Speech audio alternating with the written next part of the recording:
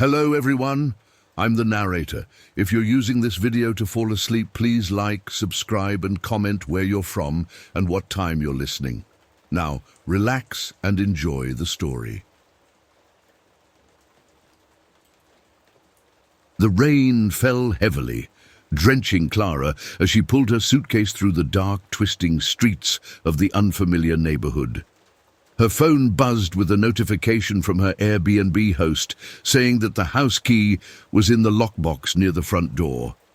Clara felt a small wave of relief as she finally spotted the address. The old Victorian house looked charming, but it also had an air of being worn down. It stood on a quiet street, with its porch light flickering in the midst of the storm. Shivering from the cold and wet, Clara stepped onto the porch and fumbled with the lockbox combination. Just as she pulled the key free, the door creaked open, revealing a man standing inside.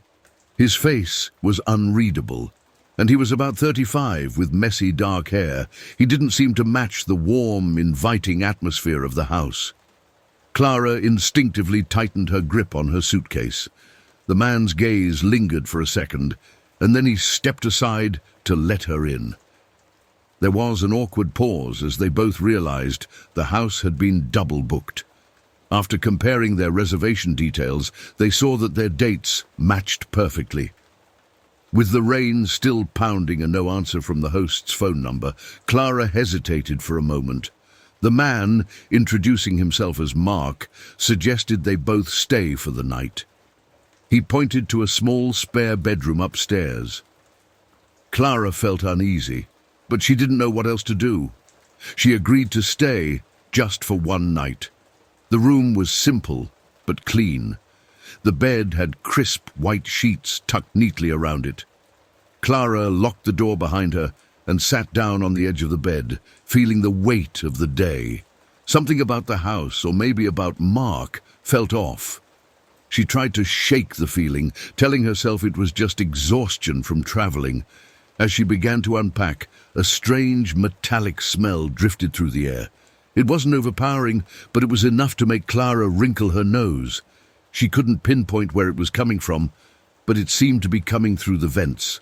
She made a mental note to mention it to the host if she ever got through to them, but she decided to ignore it for the moment and finish getting ready for bed. The night was long. Clara tossed and turned, unable to get comfortable. Around 2 a.m., a strange sound woke her up.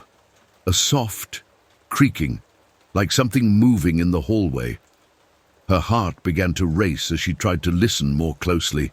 The sound stopped suddenly, leaving an eerie silence in its place.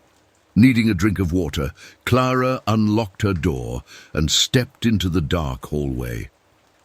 The house was very quiet, only a faint light from a nightlight at the far end casting a dim glow.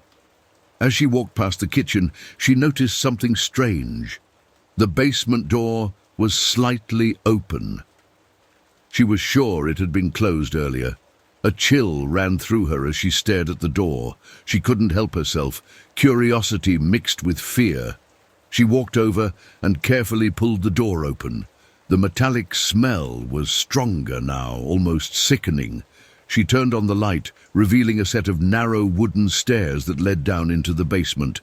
At first glance, the basement seemed normal, but then Clara noticed something in the center of the concrete floor.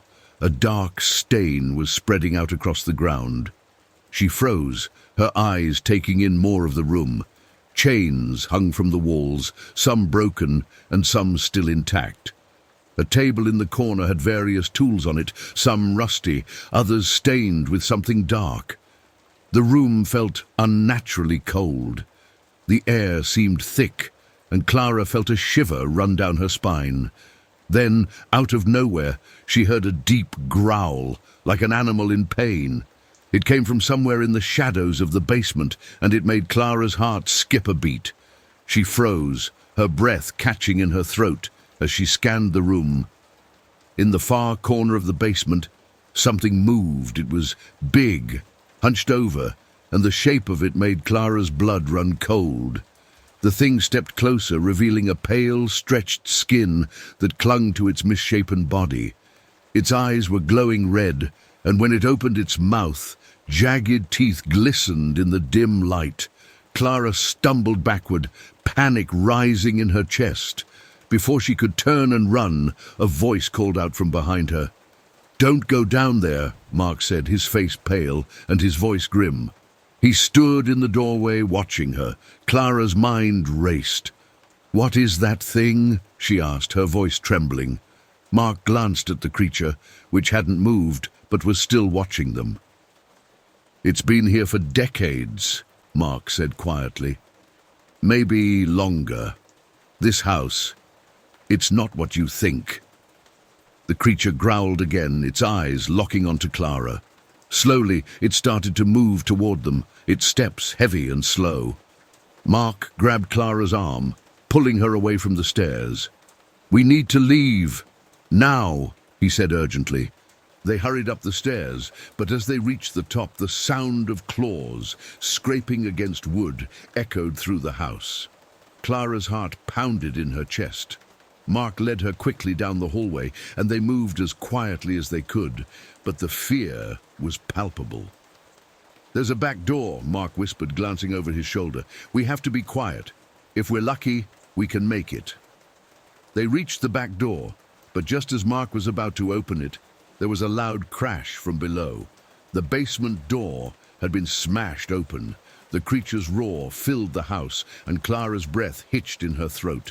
Without another word, Mark shoved her through the back door into the night.